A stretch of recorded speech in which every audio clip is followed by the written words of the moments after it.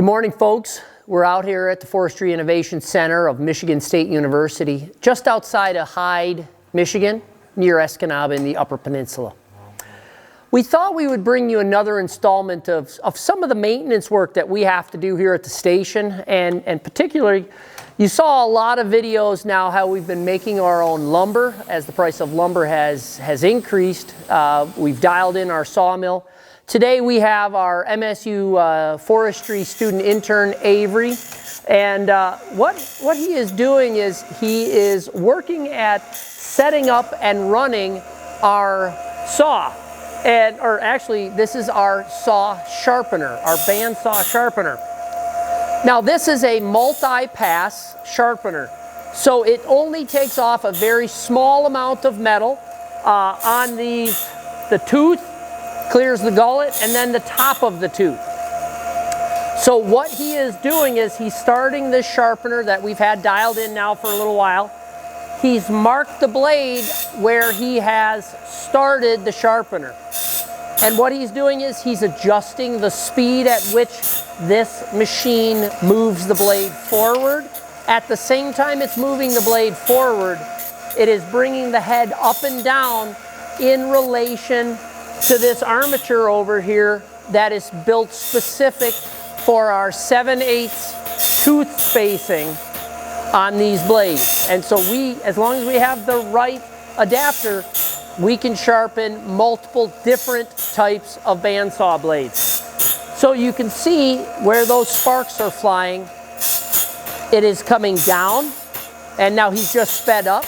So it's coming down, hitting that gullet, clearing the top of the tooth. And then on the next pass, it will have ground down just a little bit in the gullet, and it'll allow the arm, which moves it forward, to slide the blade that much further forward. He'll just touch the front of this tooth, so the inside of this tooth, on the second pass, and the third pass just kind of cleans it up. Blades that are very dull might take 4 or 5 passes for it to sharpen. We're looking for it to be as sharp as when it came from the factory, or even a little sharper once you get the machine dialed in. These blades only cost about $12 to $15 originally, but we should be able to sharpen them 3, 4, 5 times to really get the life out of them. This is one of those investments that will pay for itself over time. If you cut a lot of material, if you cut a lot of hardwood, if you cut a lot of material that is dirty, so we don't debark anything, so our blades are going to dull faster. So we get more life out of each of these blades, and the sawmill has to work. It's easier for the sawmill to run if those blades are sharp. And then what you see right ahead of us here is a setter, and he's going to demonstrate how this setter works. We're going to set these teeth after you grind them. We're going to set these teeth to about 18 thousandths, upwards of 18 to 20 thousandths. And what that is doing is it's setting 2 of those teeth. One goes one way, one goes the other way, and then the third tooth is straight. And so he's just doing some micro adjustments on the handle which drives it forward. And he's just aligning the tooth setters. You'll see there are offsetting drives. So what he does is he brings it up tight, he pushes it together, he holds it while that metal bends. Now he's advancing it 3 teeth, he's going to set it again. So Antonio, if you come up close, you can see him actually bend those teeth, and he's bending them just a little bit beyond where they need to be because they will come back in time. There are 2 gauges checking those teeth, one on either side, knowing where we're getting to on that final tooth set. He should only have to do this around 1 time to know where our tooth set is.